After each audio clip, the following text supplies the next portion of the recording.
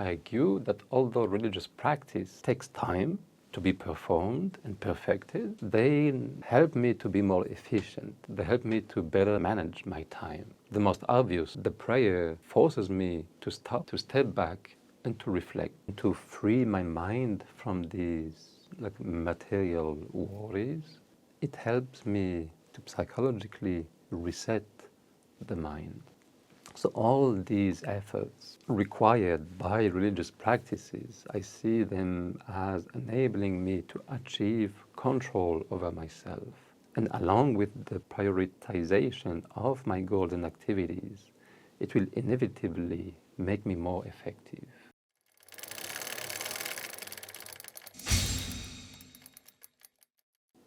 Assalamu alaikum wa rahmatullah wa barakatuh. Chapter 3, Section 5, the different benefits we can derive from religious practices. And the third benefit I want to talk about today is efficiency. So in this section, I argue that although religious practice takes time to be performed and perfected, they nonetheless help me to be more efficient, and thus they help me to better manage my time. So indeed, the different religious practices like prayer, fasting, zakat, pilgrimage are prescribed for specific time of the day, of the week, of the year. They literally punctuate and structure my life. The most obvious, the daily prayers. Because they are prescribed at different times during the day, the dawn, noon, afternoon, dusk, night, they force me to compartimentalize my time. The prayer then serves as point of reference for the beginning and the end of certain tasks, of my daily activities. The prayer, because it's an effort of meditation and reconnection with the divine, like detachment from materiality and reconnection with the divine, it helps me to take a step back from my current activities and ask me to reevaluate them.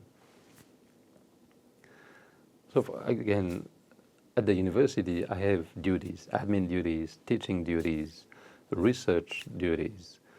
The prayer will be a reference point. This is a task I can do until Dhuhr. Then I have to pray Dhuhr. Then I can do something else until Asr. Then I pray Asr. Then I do something else. Even though that task might be stressful, demanding, the prayer forces me to stop, to step back, and to reflect, to reprioritize, because it literally forces me to stop, to step away from my desk, and to free my mind from these material worries. It helps me to psychologically reset the mind.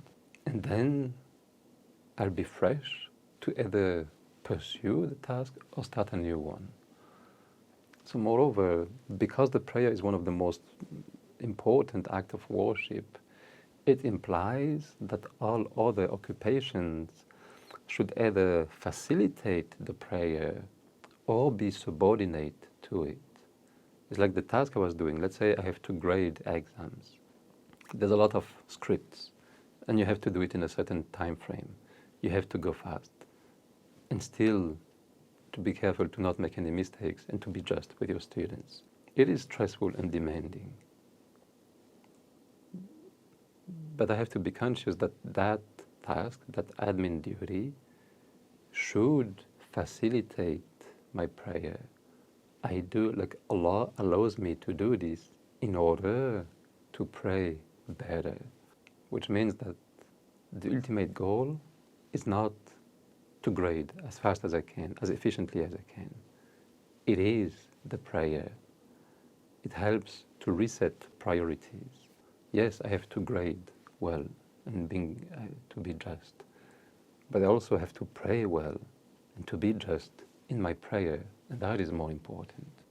And because you become careful about the value and the importance of prayer, that in itself helps you revalue and give importance to the rest of your activities. For example, how can I slack in my grading and hope to pray properly? it doesn't match. How can I be like unjust to my students and then try to gain favor from Allah through the prayer? It doesn't match. So the prayer in itself, to know that I will have to pray soon, and or to know that I have prayed not long ago, helps me to stay focused on the main objective and to do it with integrity, with sincerity. So through the religious practices, I'm invited to reevaluate all the other actions on a priority scales. It helps me ask the question, is that task important? Is it the most important at that time of the day? Or should I do something else? So here I focus on the prayer. The other acts of worship punctuate my whole life. On a daily basis, it's the prayer. On a weekly basis, I have Jummah. On a monthly basis, it could be fasting on the 3 white days. On a yearly basis, it could be Ramadan, the Eid, or Hajj for some people. And it is through that prioritization of activities that I'm able to benefit most of every moment.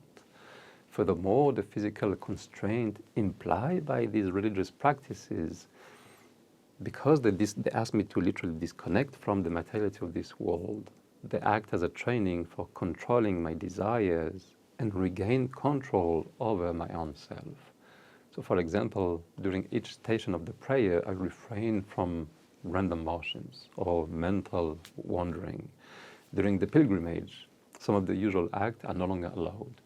Fasting, more specifically, involves dietary and behavioral constraints that will help me regulate my appetites, my reactions, and ultimately my character. So all these efforts required by religious practices, I see them as enabling me to achieve control over myself. And along with the prioritization of my goals and activities, it will inevitably make me more effective in my life, in my family, in the society, inshallah. وجزاك الله خيرا والسلام عليكم ورحمة الله وبركاته.